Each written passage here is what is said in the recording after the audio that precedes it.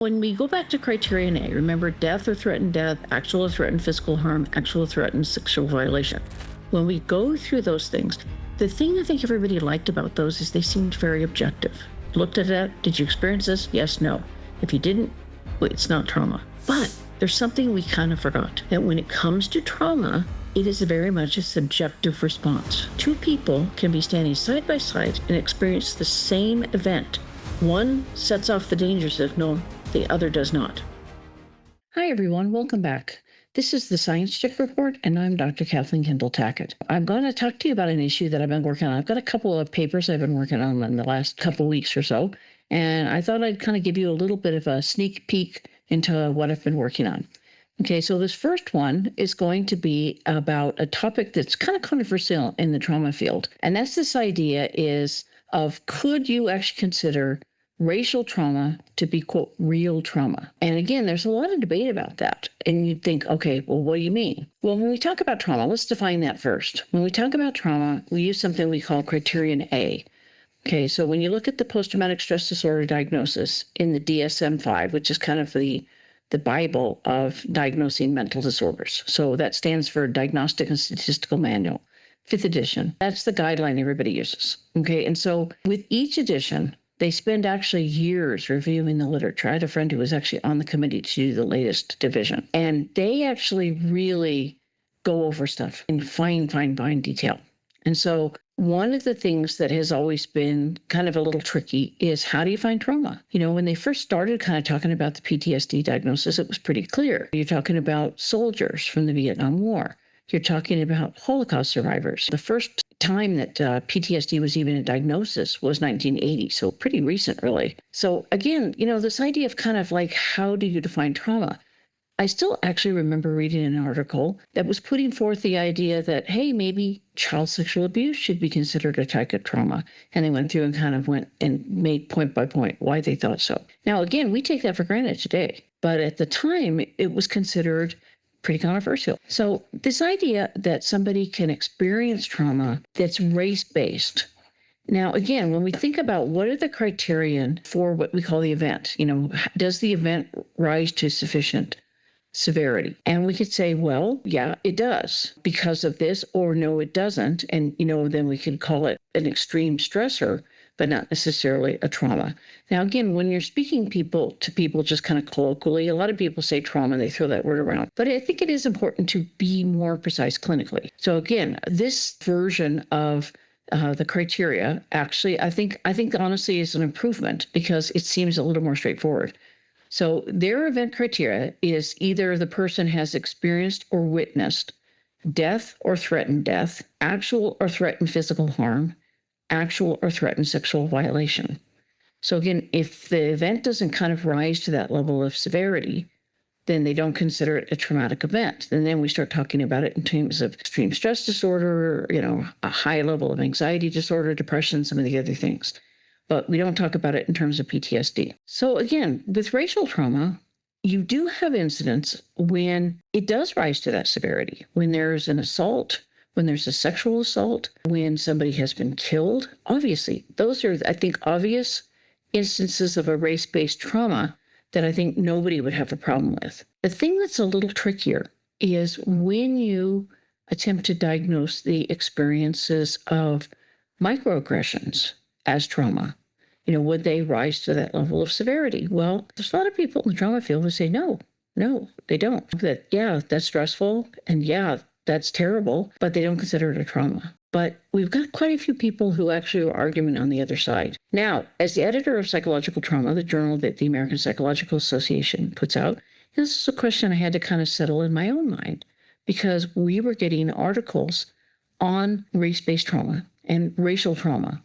And so I kind of, had to think about, okay, what do I think about this? And kind of think it through for myself. So I decided, several years ago that yes, indeed, I would accept these. We would, put them out for review just like regular articles, but that I was willing to consider it. And I'll tell you why. This is because looking at how I have looked at things in the field of health psychology over the years, this is actually what helped make my decision. I started thinking about not just on the surface, does it meet this Criterion A, but what are the other things going on? And does it match that criteria? So what I'm talking about is, does our body treat those kind of incidents as threats to our survival? And actually, yeah, I think we can find some pretty good evidence that it does.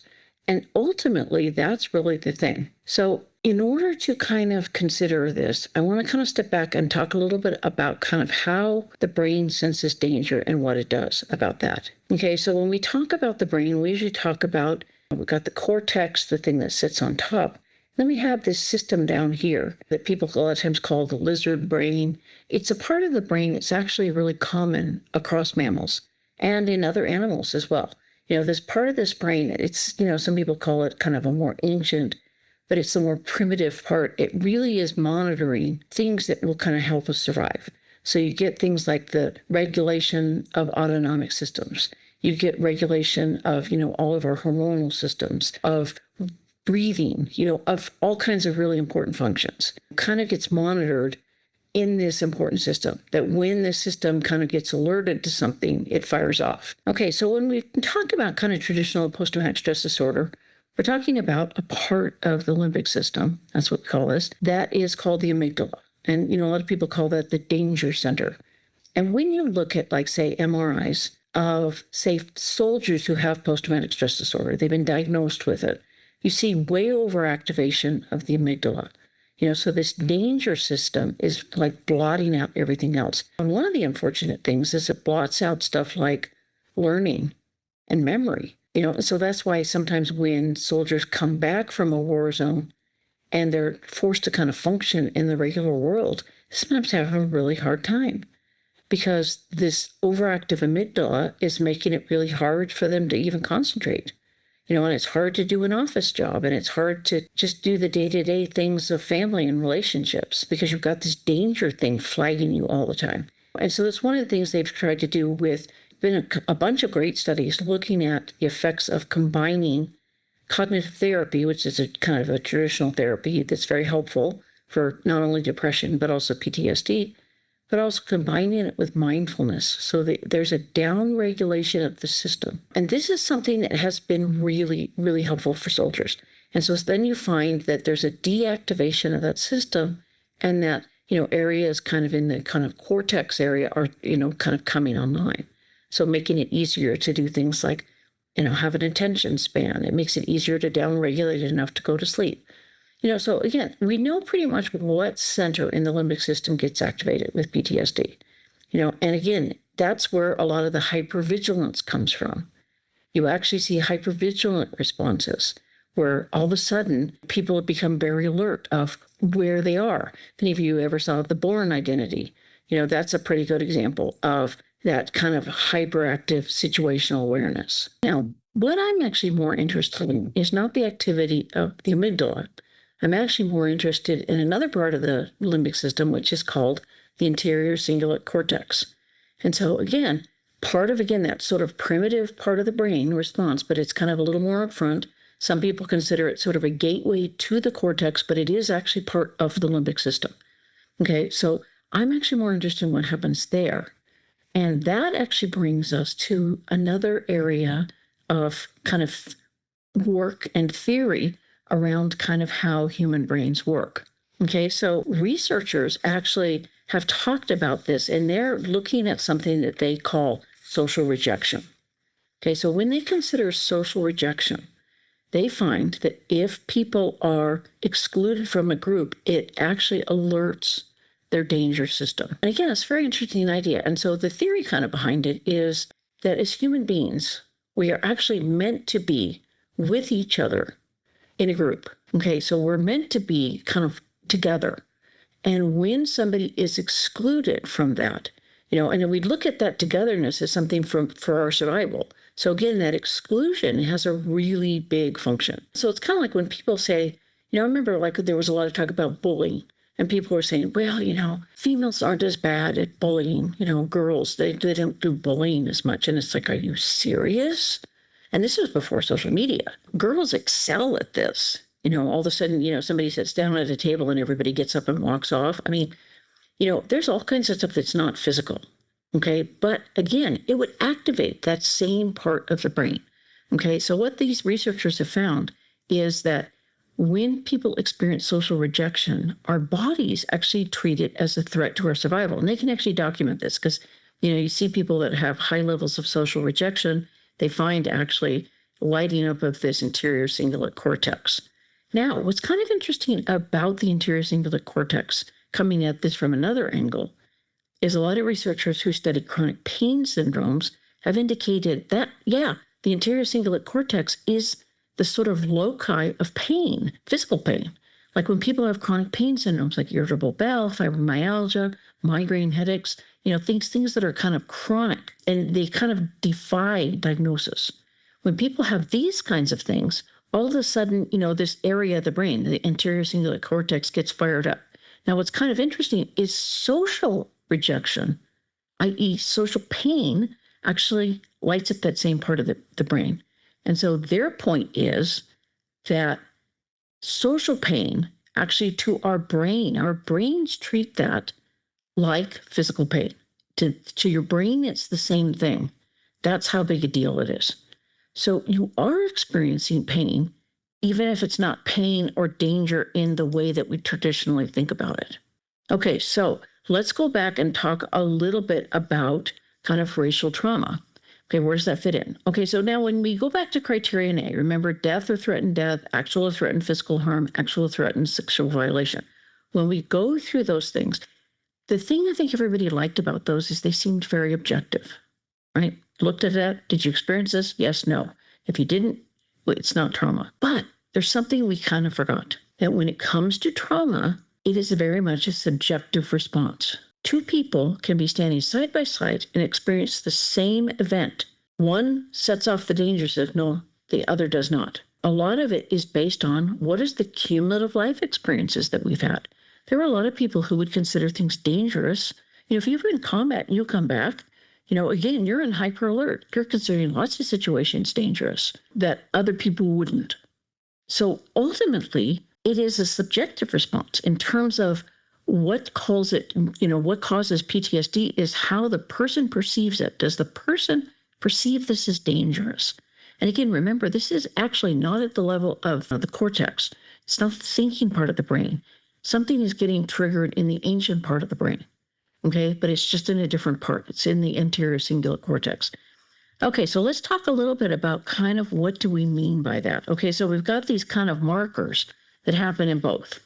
Okay, we see actually, in the traditional kind of measures of danger, okay, we see an activation of this sort of three-part stress system. The one I kind of always talk about, the catecholamines, which triggers the sympathetic nervous system. That's the fight or flight response. That's the one everybody knows. Late 90s, early 2000s, we started studying another system, which was known as the hypothalamic pituitary adrenal or HPA axis. Okay, that is a three-part response. Okay, fight or flight kicks in immediately. So this other one, the HPA axis, kicks in probably 30 minutes after kind of a threat exposure, and it starts a cascade in your brain. So it starts in the hypothalamus, then it moves to the pituitary gland, and it ends up in the cortex of the adrenal gland, and you get the stress hormone cortisol. Now, a lot of people are familiar with cortisol because one of the things that cortisol does, and of course everybody loves this, is it creates belly fat. Okay, so you can get belly fat if you actually have a high level of cortisol. It's one of the reasons, like if you have like a lot of sleep disturbance, like people working on different shifts, they're on day shift and then they're on night shift and stuff, it does do that. Okay, so cortisol is something that a lot of people are familiar with. So late 90s, early 2000s, you started seeing a lot of papers looking at those, interaction between these systems. And so you would see norepinephrine, cortisol, how they interact and what's the pattern. What's the pattern you see in depression? What's the pattern you see in PTSD? So there was a lot of conversation about that.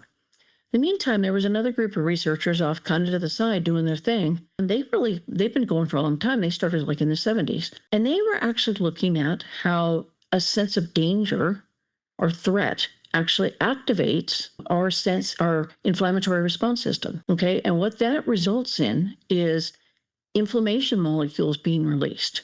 And generally speaking, if that's a short-term response, that doesn't cause any problem. The problem is when that becomes chronically on. These inflammation molecules are running around in the plasma where they do a lot of damage. Okay, so the traditional measure of PTSD does that. We know that for sure. We've documented that. And you see it based on all the illnesses that proceed from that. When you've got chronically high inflammation, you have more mental health problems, depression, anxiety, PTSD. Inflammation is the underlying physiology of that. And that may surprise you, but you also see more physical health problems. The diabetes, heart disease, metabolic syndrome, all of those are related to that chronically elevated inflammation.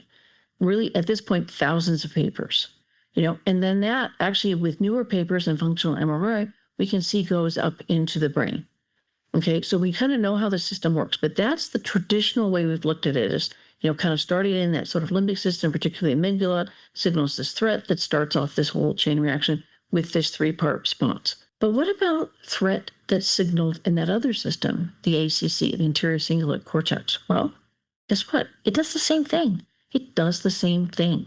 And so this is why I have an argument that I think actually this is something that we ought to consider.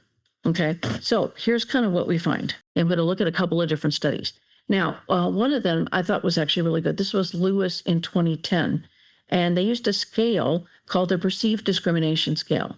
Now, again, some people don't like the title, and I will tell you kind of what the author's intent is, and you can see what you think. It's not that they're saying they don't think this is real, but they're saying, are people that are filling this question out, have they experienced this in their judgment, in their perception? So that's where that name is coming from. So don't think it's trying to downplay it. It isn't. It's trying to say, in your experience, have you had this? And again, somebody standing right next to you may not have experienced that as bad at all.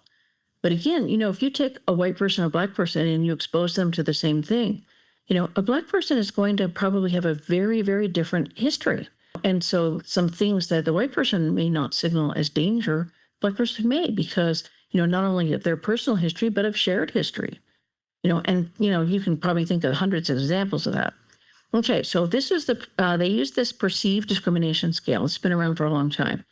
Now, these are some of the items. This will give you an idea of the types of things they're asking. So again, you would ask yourself, does this rise to the normal level of PTSD? Would we call this PTSD or not? Would this meet criterion A of that?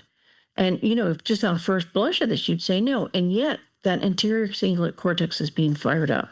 Okay, so it says, you are treated with less respect than other people. You receive poorer service than other people at restaurants and stores. People act as if they think you are not smart. Okay, so that gives you an idea of the type of items. And actually, the more of the items in their study of 296 African-American adults, in the U.S., the more items that people checked, the higher their C-reactive protein. That's another measure of inflammation. It's actually a pretty common one. A lot of times, even primary care doctors use it because it's pretty predictive of things like heart disease. So go sort of upstream from that. What caused that? Well, it caused that because the anterior cingulate cortex was firing off threat stuff, and it was signaling that entire cascade of the three-part health system, resulting in higher inflammation. Okay, so another thing is also kind of what does it do in terms of behavior? And so this was another one looking at young adults. And so this was Black young adults, 399. So they were aged 18 to 29. And they found that the more racial microaggressions that they reported predicted more substance use behavior beyond traditional trauma measures. So, this does suggest that there is something else going on here. And I think it is important that we kind of take a look at. Okay, and again, this idea of perceived discrimination, this can actually happen to people not based on race and ethnicity, but on other factors like your social class. Okay, and this was a study that had, looked at 138 healthy adults, and they found that those who perceived that their social status, their social class was low, when they were exposed to stress in the laboratory, had a stronger inflammatory response. And see, that's a very interesting response because that is really very characteristic of a trauma response. People with PTSD often have that. They're exposed to stress and all of a sudden, boom, everything flies into. And it's one of the reasons why you see more health problems in this group. And guess what? When you look at, say, ethnic minorities, oftentimes you see more health problems. This is another indication that there is activation of the system. And again, for me, this is one of the things that I thought, I think we should look at these papers. I think we should accept these papers. And I think we should actually have a conversation. So again, hyperactive stress sauce, not actually a good idea. And you get things like heart disease, you get high inflammation molecules such as IL-1 beta, IL-6, and TNF-alpha. Those are the names of molecules you typically see, say, in depression studies, but they're also kind of players in a lot of diseases. So again, something is signaling those in your stress system to fire up, and all of a sudden, because they're chronic, they become problematic. And they've actually documented what high inflammation molecules in your system, in your plasma, does. It causes all kinds of problems, like it damages vasculature, it causes clots. So again, it's kind of like I always say, those inflammatory molecules are your soldiers. And you want your soldiers in protecting you, but you don't want them drunk and carousing in the streets. And you also see kind of a similar thing in perinatal women. And this to me is particularly frightening. I think all of us is. It's been known for a long time that Black women tend to have more preterm births at a pretty high rate. I mean, it's a big difference. It's almost double compared to white women, white or Asian women. And again, what is it about that? Asian women certainly, experience microaggressions, but probably not to the same extent that African Americans do, at least based on what we see from their health problems. So again, it could be that, it's something within the Asian community is making it kind of more so there's more buffers against it. I mean, we don't know. That's an interesting question to ask. But when you look at another big marker of high inflammation, which is preterm birth, that is actually, and I can actually tell you, we even know the mechanism of it. Preterm birth is caused by those pro-inflammatory cytokines running around in the system, again, where they don't belong. And one of the things they do is they ripen the cervix. So bam, all of a sudden you got preterm birth. There's the mechanism right there. We know it's inflammation too, because one of the things that we know that really helps, and I hope you're paying attention to when I talk about this, because if you have any group of moms who actually are really prone to preterm birth, for whatever reason, I mean, I remember during COVID, people were telling me, oh my gosh, everybody's having their babies prematurely. 800 milligrams of DHA, that's what you want. Okay, that nice Cochrane review in 2018 actually said there no further research needs to be on that, because that is a long chain omega-3 fatty acid. It's something that, pregnant women need anyway, because it's important for the baby's development. Most women in, most industrialized countries tend to be quite deficient in it. They need it. It's safe to take, and it also blocks the inflammatory activity. Okay, and it increases gestational length. But again, this is another one. When you start looking at which groups are more likely to experience racial types of discrimination trauma, where are they on this? Are they experiencing more preterm birth? The answer is yes. And we can explain why physically. So again, that's kind of your marker. If you see a group that seems to be having a high amount of inflammatory diseases, a high amount of preterm births, man, you better figure out what's going on, because there is something going on. And it may be something that is outside the traditional definition of trauma, but it's something we ought to consider. So again, when we kind of look at this, kind of as a whole, I would actually say that, again, discrimination, racial or otherwise, our bodies are treating as a threat. And we could actually kind of say, should we take another look at Criterion A? And again, it's not to throw the whole thing out, but, as research becomes available, we have looked at it, we have changed it. And I think it's one thing we should consider. Instead of thinking, it has to be this kind of situation where we think these things are objective, but they really actually aren't. They are subjective. That we can actually say some of these people are experiencing danger. They might not even be experiencing that at a conscious level. That there's something in their brain that is picking up danger signals, and they're kind of like, wow, okay, this is a dangerous, and their bodies are reacting to that. So to me, I don't know. I think that's a pretty good case. So that's actually just something I kind of wanted to talk about. That's, again, an article I've been working on, and hopefully get it submitted sometime in the next week or so. But let me know what you think about that. Some people I know, I say, oh, no, that's crazy. But it is, I think, important. We need to kind of recognize that there is definitely a pattern here. And, I've had people say, well, how can I explain it to my relatives? And I'll say, well, I'll tell you, the thing that really convinced me probably more than anything, look at the numbers. Look at the numbers. Who's having health problems? Because that's the end point. That's where we get from the activation of this system. So if we've got that, we can kind of trace it back and say, okay, what's causing that? This isn't just genetics. There's something causing this. And I think we should take a look, track it back. It's kind of like what I talk about when I talked about the mothers in the military. Something is getting kind of triggered that's causing all those preterm births and all the depression and all that trauma. Let's start walking it back, try to figure out what it is. In some cases, and especially in the military situation, the causes are obvious, but in other cases, then not so much. And so again, we've got to recognize that ultimately, we don't like to think of it this way, but ultimately, the experience of trauma is subjective. And I'm going to just end with an example. This one time I was presenting at a conference, and it was all obstetricians who specialized in maternal fetal medicine. I was the only non-MD on the schedule, and I was actually one of two women. The rest of them were dudes. And I was going to talk about birth trauma as one of the things that is related to postpartum depression. And I knew, okay, they're probably not going to like this, because it's a topic that's not super popular in that field. But I put it this way. I said, how many of you have actually had a woman who you thought their birth went great, but they were very unhappy with it? And some of them raised their hand. And I said, well, I think I can tell you why. So then we kind of walked through, what is trauma? And how do we talk about this? Anyway, one of the obstetricians shared a story, and I'd actually truthfully kind of forgotten about it, but I had written about it just because I thought it was such a great example. And so this gives you an idea of, in the eye of the beholder, how traumatic experiences oftentimes do have this really subjective element to them. And he says, there were two moms. He said, the first mom, she said, had a crash C-section. She almost died, and she seemed fine, and she was really okay. So I asked him some questions. I said, well, were there people there kind of sitting by her side to explain what was happening? Yeah, they were there. Did she have people from, her family who were there supporting her? Yeah, she had all that. Did somebody come and talk to her after? Yeah, she did. Well, that's something that really, in by strict definition, should have caused PTSD, and yet didn't seem to be in this woman, because she felt like she had adequate support through it and was able to experience it, but not necessarily feel overwhelmed by it. And so I think that was one of the things that kind of happened here. And then she said, he said there was another woman, just the same week, had a birth I thought went beautifully, and she was so upset. And so I kind of started explaining. I said, sometimes you can be in these kind of very high stress situations. And let's face it, a birth is a high stress situation. For many women, it's the first time they've been in the hospital, and they kind of feel like they're walking a little bit on the knife edge between life and death. I mean, it's a big deal.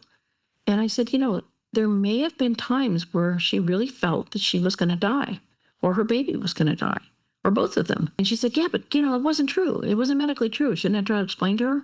And I said, you could try that. I said, but, the chances are something in her brain said, hey, this isn't safe. We're in danger here, and triggered that. And I said, so it really kind of comes down to it. And I said, it doesn't necessarily matter entirely if it was true from your perspective. From her perspective, it was. And I said, that's what she reacted to. So again, it's the same kind of thing. It's kind of like we need to be willing to consider that there is a subjective element here. And again, I hope this actually, at least we can start having some conversations about it, because I think it's important.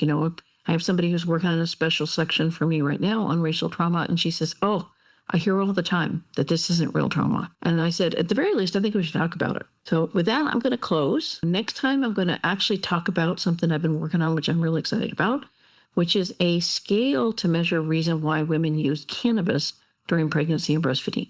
So for now, I'm going to say goodbye. Do let me know what you think, and let's continue the conversation. And I hope that this is giving you something to kind of think about. And if you want, I can post some articles and stuff that, might give you some ideas. Anyway, have a great day, and I will see you soon.